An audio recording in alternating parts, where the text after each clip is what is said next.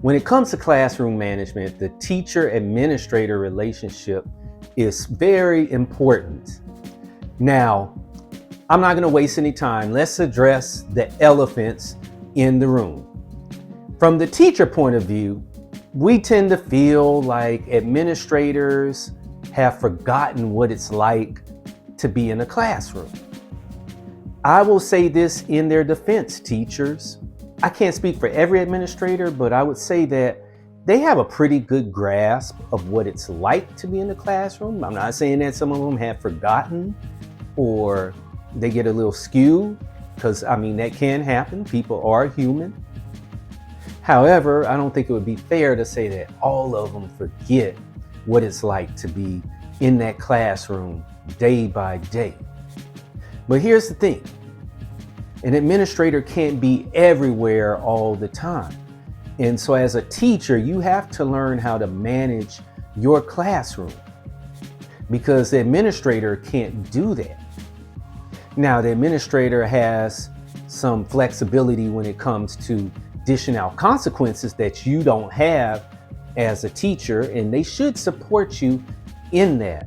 But as far as just the normal day-to-day stuff that every classroom has issues with, you can't depend on an administrator to handle that, because again, they can't be everywhere. There's only a certain amount of administrators on a campus. At the elementary level, a lot of times it's only 2.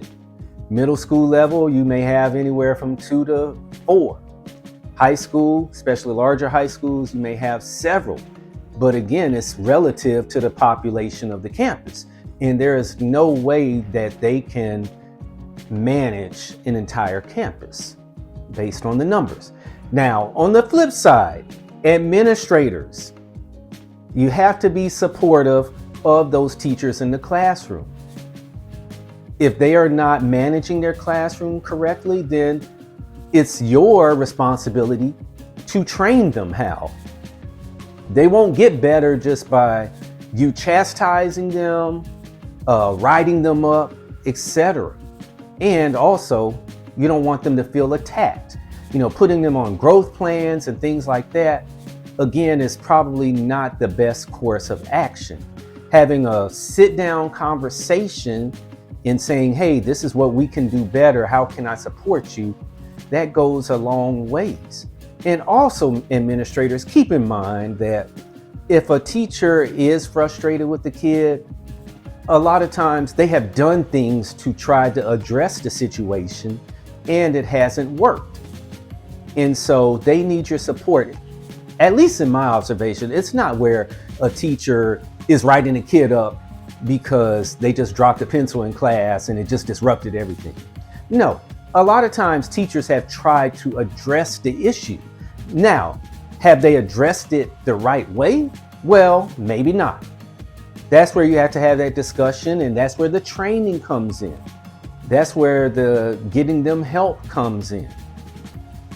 But at the same time, you don't want them to feel like they're being attacked or feeling like they're just inadequate in general, because that's not going to help. You want teachers that feel confident in their abilities to educate students, because that's what's going to help the students in the long run.